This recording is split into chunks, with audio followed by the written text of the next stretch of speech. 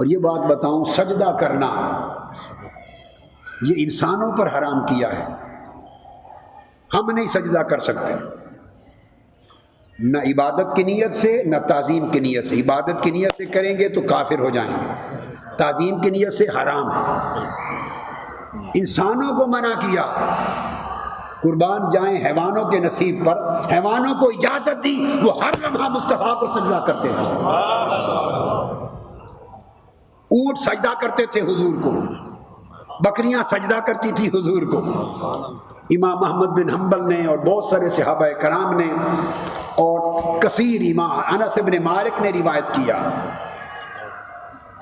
امام احمد بن حنبل کی روایت ہے، امام دارمی کی روایت ہے، امام طبرانی کی روایت ہے، اسناد حسن سے حضرت عائشہ صدیقہ نے روایت کیا۔ الگ الگ واقعات ہیں، الگ الگ واقعات۔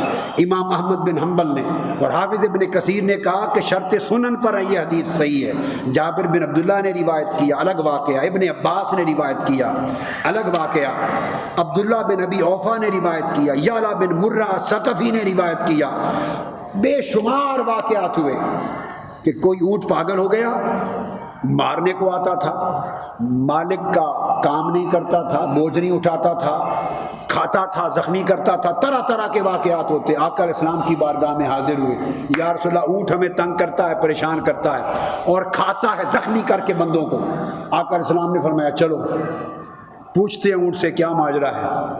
جب سامنے آئے تو وہ صحابی انصاری گھبرا گئے، عرض کہ یا رسول اللہ خدا کے لیے اس کے سامنے نہ جائیں، یہ پاگل کتے کی طرح ہو چکا ہے اونٹ، حملہ آور ہوتا ہے، ہمیں ڈر ہے کہیں آپ پر حملہ نہ کر دے۔ آقا علیہ السلام مسکرا پڑے کہ ان کو معلوم نہیں میں کون ہوں۔ آقا علیہ السلام جب آگے گئے تو حدیث کے لفظ ہیں، حدیث صحیح ہے، امام احمد بن حنبل، امام دارمی، طبرانی سب نے حدیث کے لفظ ہیں، فلما نظر الجمل الى رسول اللہ صلی اللہ علیہ وسلم اقبل نحبہ حتی خر ساجدا بین یدیہ۔ اونٹ نے جب دیکھا، نظر پڑی آقا علیہ السلام پر، دوڑ کر آقا کی بارگاہ میں گیا اور آپ کے قدموں کے سامنے سجدہ ریز ہو گیا۔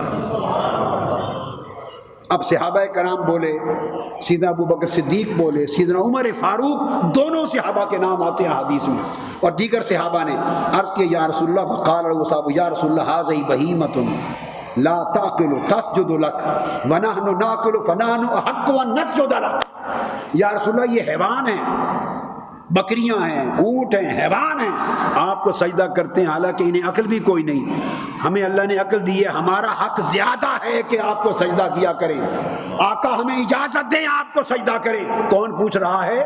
صدیق اکبر پوچھ رہے ہیں، سیدنا فاروق اعظم پوچھ رہے ہیں رضی اللہ تعالی عنہ۔ آپ سمجھے بات کو؟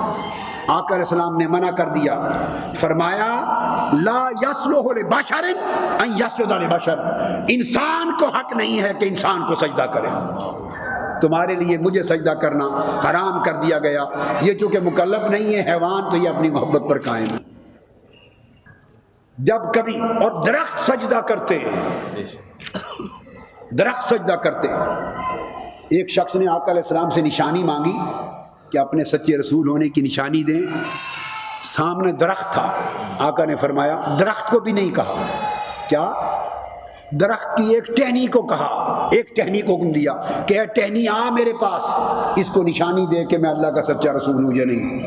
وہ ٹہنی درخت سے کٹ گئی، ٹہنی درخت سے کٹ گئی، اور حدیث میں آتا ہے وہ کبھی کھڑی ہوتی، کبھی سجدہ کرتی، پھر کھڑی ہوتی، سجدہ کرتی، حالت وجد میں اٹھتی اور سجدہ کرتی کرتی مصطفیٰ کے قدموں تک آ پہنچی، اور سامنے قیام کی حالت میں کھڑی ہو گئی۔ حضور کو سلام عرض کیا، حضور نے فرمایا واپس چلی جا۔ وہ پھر واپس گئی اور اوپر چڑھ کے درخت سے پھر جڑ گئی، وہ شخص ایمان لے آئے۔ یہ سب احادیث صحیحہ ہیں، اس پر ائمہ حدیث میں سے کسی نے ذرا نہیں کی، انکار نہیں کیا۔ میری بات آپ سمجھیں، کل اماموں نے ان حدیث کو روایت کیا، اعتماد کیا، ابواب قائم کیے حضور کے فضائل اور حضور کے خصائص میں، تو ان کو اجازت تھی، انسانوں کو نہیں۔ انسانوں کے لیے اللہ کے سوا خواہ کوئی نبی اور رسول ہی کیوں نہ ہو، سجدہ کرنا کفر بنا دیا، اور اگر تعظیم کے لیے کچھ لوگ کرنا چاہیں نا معاذ اللہ حرام کر دیا، اجازت نہیں۔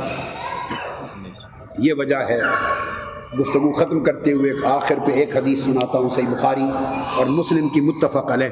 تو صحابہ کرام کا یہ جو تصور رسالت تھا، اب وہ حالت نماز میں کیا کیفیت تھی ان کی؟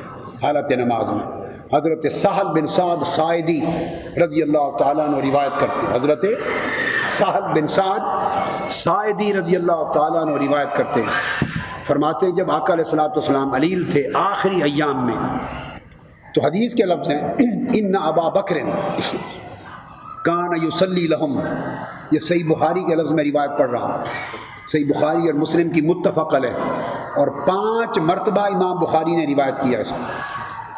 ان ابا بکر کان یصلی لہم فی واجہ النبی الذی توفی فیہ حتی اذا کان یوم الاثنین وہم صفوف فی الصلاۃ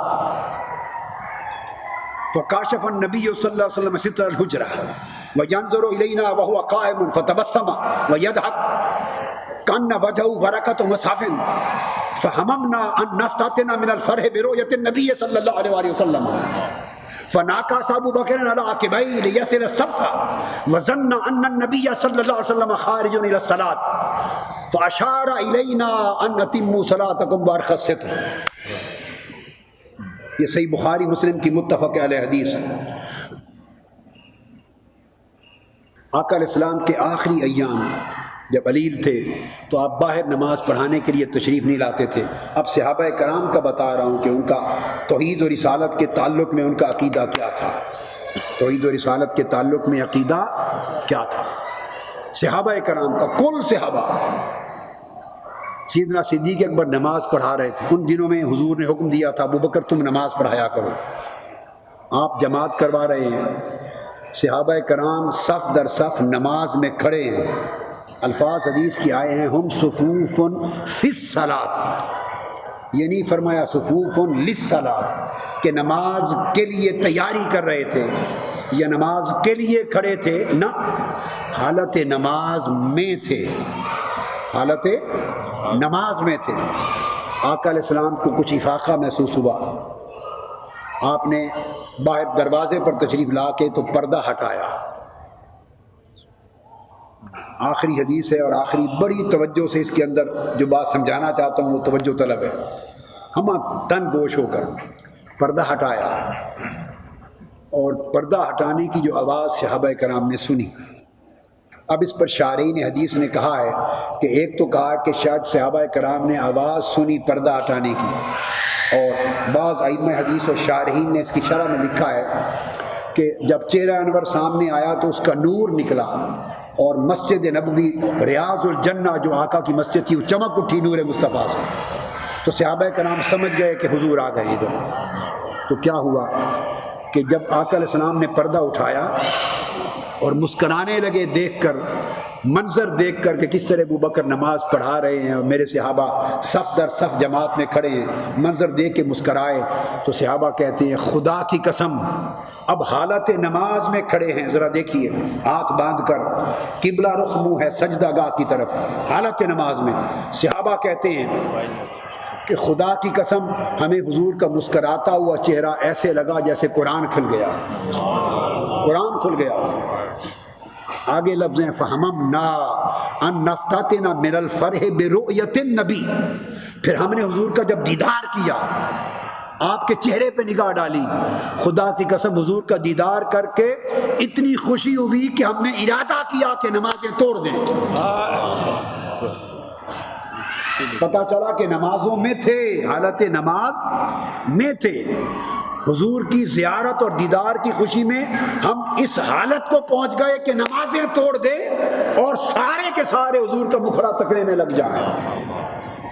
اب یہاں ایک بات سمجھانے کے لیے سوال کرتا ہوں، آپ میں سے جن لوگوں نے حاضری دی ہے روضہ رسول پر صلی اللہ علیہ وسلم مسجد نبوی میں، وہ یاد کریں منظر، اور جن کو موقع نہیں ملا وہ ذرا سمجھیں۔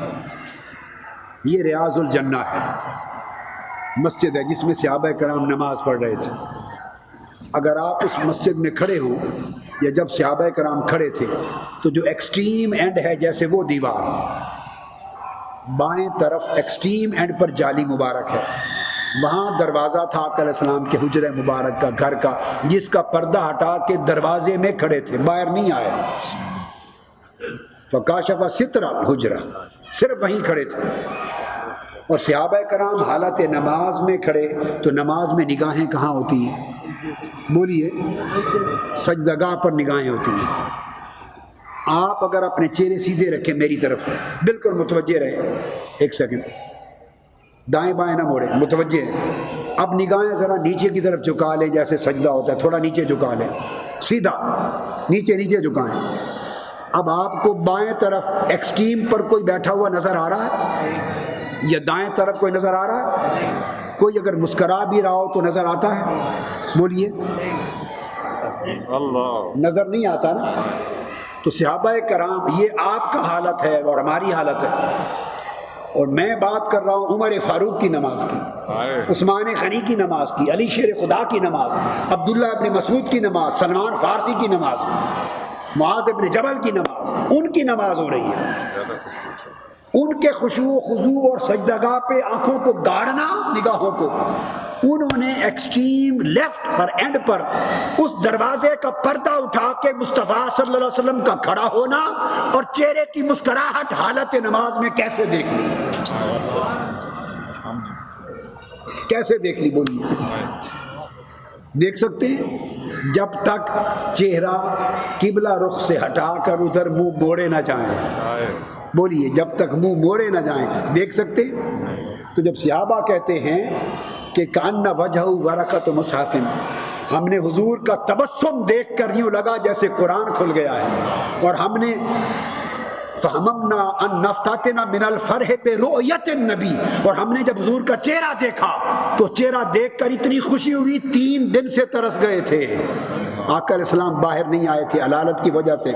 مشتاقان دید ترس گئے تھے 3 دن سے کہ دیدار یار کا نصیب ہو. جب 3 دن سے مصطفیٰ کا دیدار نہیں ملا تھا، نگاہیں اور دل تڑپے ہوئے تھے، حسرت زدہ تھے. اچانک جب حضور کا مکھڑا سامنے آیا، لوگوں کو کعبہ بھول گیا، سمت قبلہ بھول گئی، نماز کی حالت بھول گئی، بے ساختہ چہرے مصطفیٰ کے رخ کی طرف مڑ گئے. اور حضور کے دیدار میں مست و بے خود ہو گئے. اس وقت عقل اور عشق کا مقابلہ ہوا ہوگا. مولانا ماہر ہیں سبجیکٹ کے، عقل و عشق کے، اور بڑے صاحب ذوق ہیں. میرا ذوق کہتا ہے کہ وہ تحویل قبلہ کی طرح عقل اور عشق کا مقابلہ ہوا ہوگا. عقل کہتی ہوگی کہ چہرے نہ پھیرو، نماز ٹوٹ جائے گی، قضا ہو جائے گی. عشق کہتا ہوگا کہ کوئی بات نہیں، آج چہرہ 3 دن کے بعد آیا ہے، پھیر لو، اس لیے کہ نگاہوں کی قضائیں کب ادا ہوں. اگر نماز قضا ہو گئی تو ادا ہو جائے گی، اور دیدار مصطفیٰ کا رہ گیا تو شاید اس کی قضا نہ ہو. عقل کہتی تھی چہرے نہ پھیرو، کعبہ ادھر ہے. عشق کہتا ہوگا کیا ہوا اگر کعبہ ادھر ہے تو آج کعبے کا کعبہ ادھر ہے. تو صحابہ سمت کعبہ بھول گئے اور حضور کا مکھڑا تکنے میں لگ گئے. یہ عالم تھا. ہاں ہائے ہائے، یہ عالم تھا. نگاہیں جستجوئے دیدار میں تھی. جب رخ یار سامنے آیا سب کچھ بھول گئے. وہ علامہ اقبال نے حضرت بلال کی کیفیت عشق کیا بیان کی ہے. ازاں ازل سے تیرے عشق کا ترانہ بنی، ازاں ازل سے تیرے عشق کا ترانہ بنی، نماز تیرے نظارے کا ایک بہانہ بنی، ادائے دید سراپا نیاز تھی تیری، اور کسی کو دیکھتے رہنا نماز تھی تیری.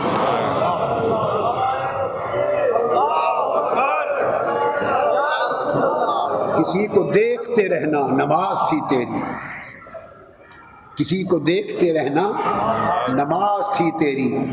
لوگوں یہ جو مسائل جھگڑوں والے عقیدے میں نہ پڑا کرو.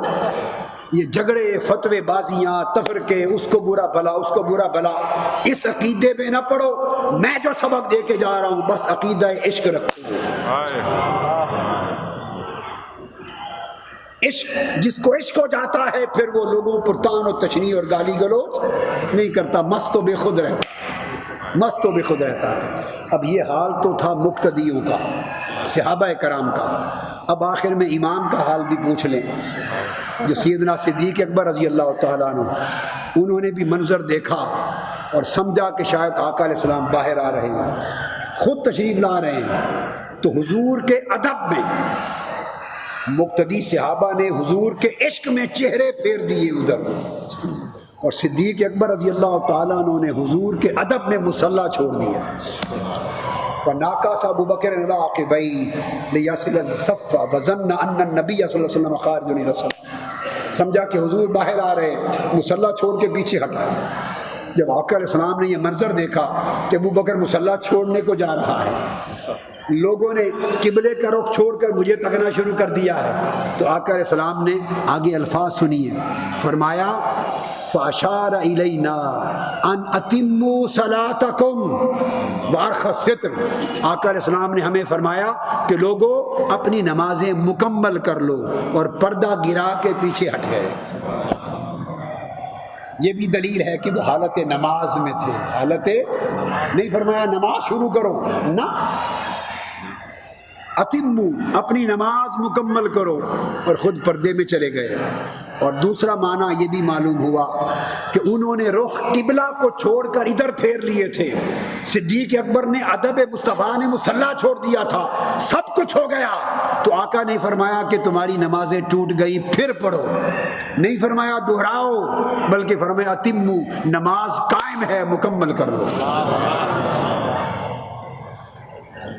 نمازوں کی قضائیں پھر ادا ہوں، نگاہوں کی قضائیں کب ادا ہوں۔